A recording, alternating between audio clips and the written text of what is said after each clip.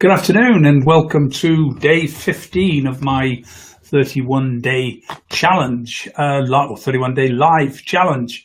And today, a little bit of a shift of direction, I think, in terms of what I'm going to be doing.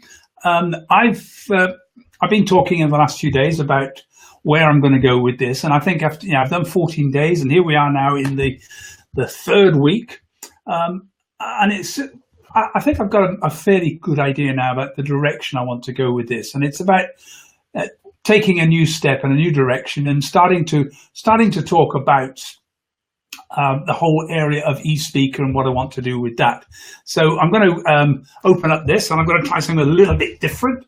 I've been trying desperately to figure out how on earth to use PowerPoint in conjunction with the live broadcast. It's a little bit of a challenge, but you can see I've now got the PowerPoint presentation on there.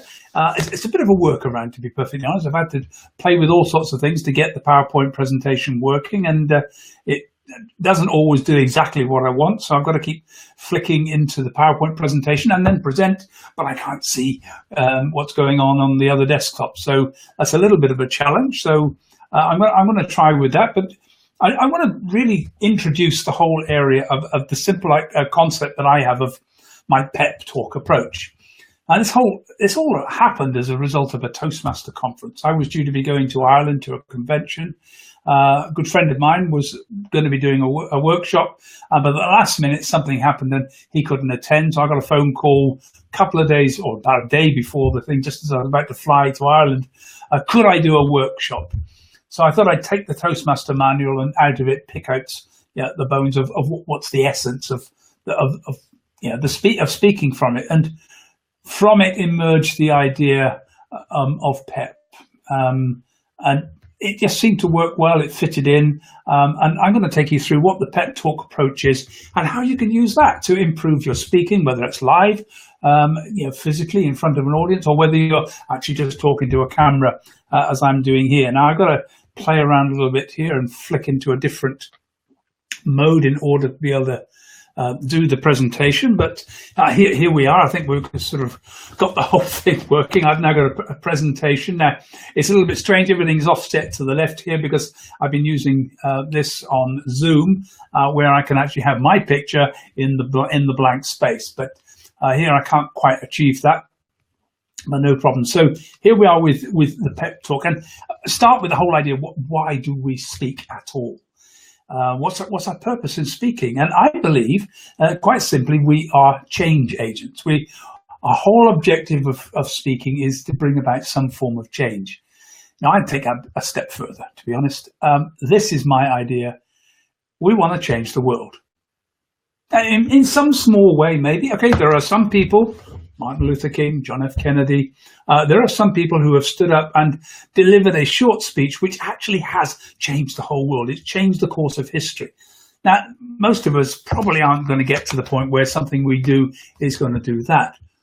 But you know, one of the greatest accolades I can ever get is when someone comes up to me and says, I saw you do a speech 10 years ago, 15 years ago. I left that meeting and changed the course of my life. I think, wow. Something I said just was the inspiration, or it was the catalyst that caused someone to take a new direction. And who knows how many people have been affected? How much impact has my one speech had because I affected one person? And that's it. That's what we're doing. We want to change the course in some way of life by inspiring somebody to move on in a different direction. Now, sadly, most speeches, and as a professional speaker, I get to sit and listen to loads of them, thousands and thousands of speeches. And of course, I'm sitting online listening to videos, and some of the Udemy courses, some of the TED Talks, some of the speeches I listen to. Oh, I struggle to stay awake. I'm sure you do. Some of them really make a difference. I've looked at great speeches, and these are the 4 elements which I think all great speeches have. And if you can work to these 4, you will actually create a great speech. And I call it my PEPP talk approach. Now, these don't have to be in a particular order. These are 4 elements that all have to exist. Remove any one of them and the speech won't work anything like as well. It won't inspire, it won't move people. And the first thing is purpose. Now, every speech has to have a clear purpose. What is the message? What is the point? And what that means is that you need to have a single clear message for your speech. And I don't care whether it's a 45-minute keynote or whether it's a 18-minute TED talk or a 5-minute video. One clear message. People can't take in more than that. The thing is that when we go to conferences online or offline, doesn't matter, we often have to listen to 5, 10, 15 speakers. And if we've got every one of those is giving us 4, 5, 6 different messages to take away, we are not going to remember them. So here's the point. One single clear message.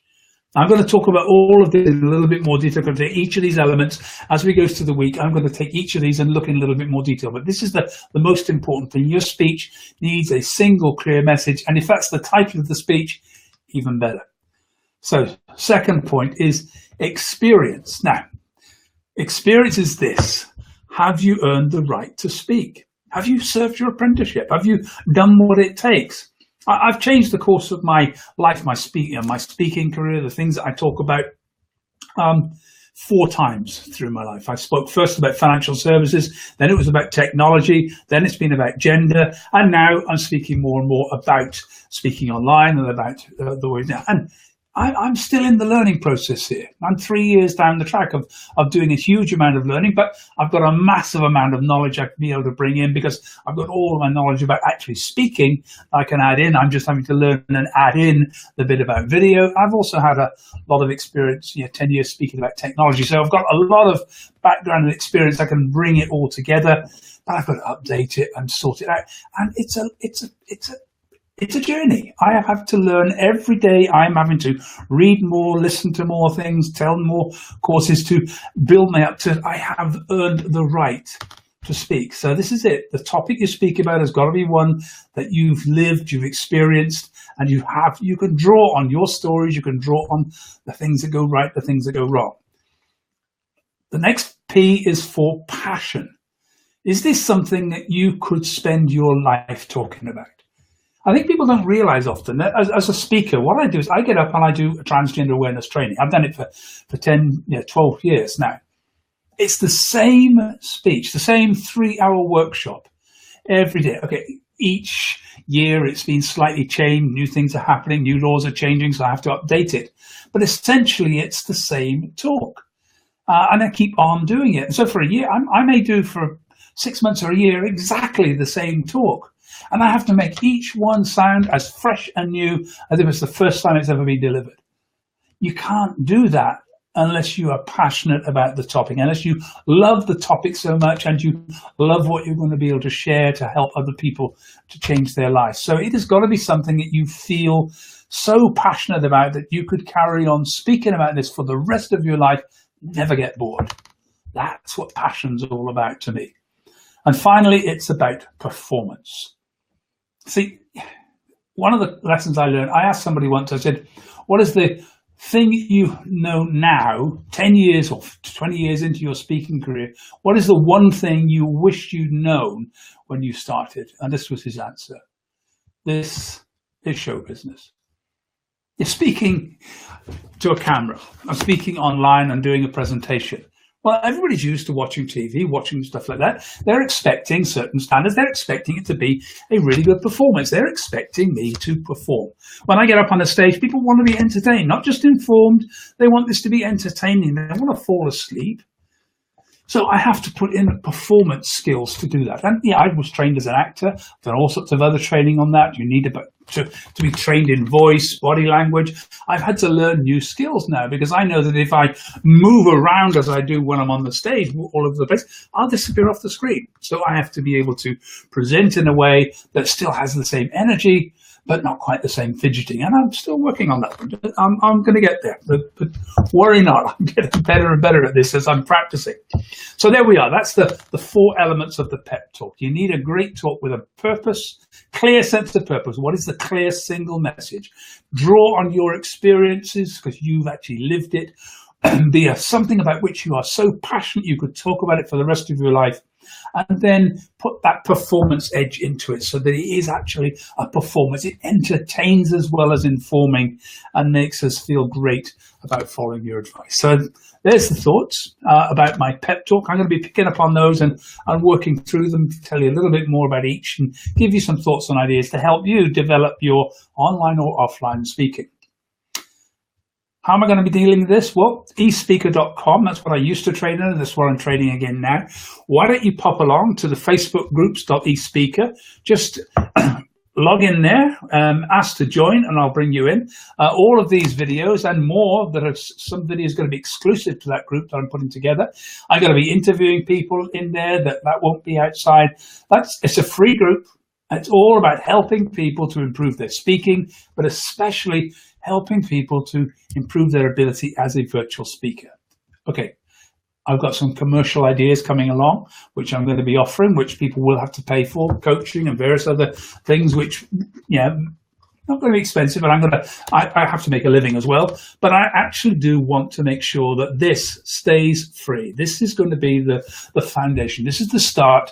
And this is about a group supporting and helping each other to improve our ability so that we do get more and more people online doing the job, so we can actually start to see a high standard of speaking online, just as high as we start to see offline. So come and join me at eSpeaker, Facebook groups, there's a website, all sorts of things to come.